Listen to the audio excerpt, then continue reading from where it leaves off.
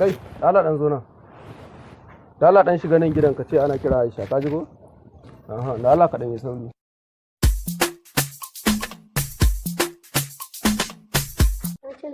Oke, na gode. Kada ina da goma dan baka. Na gode fa.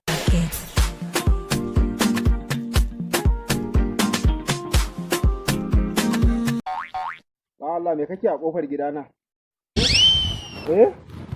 Ko kai ne ka zo kiran yarinyar gidana?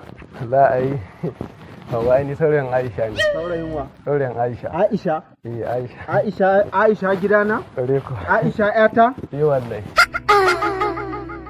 Aisha dai kake so? Wallahi. Ai na ku haɗu da ita. Wallahi ai ka san abunka da ƴan mata na gan su ne a gidan biki. A gidan biki? Wallahi. Abu na ga tambayoyin na. Ina motar taka? Ba mota amma dai ga wannan. Ba mota? Wallahi ga wannan dan sha ruwa. Ba ya haƙuri. Ai haka? Wallahi.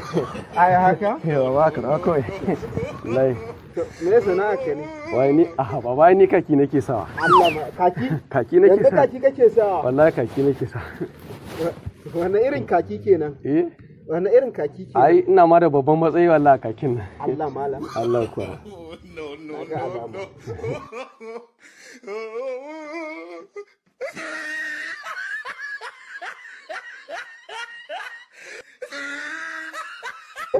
Wallahi.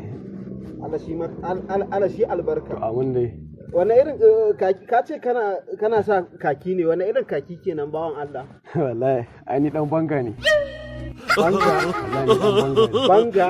Wallahi. Na banga.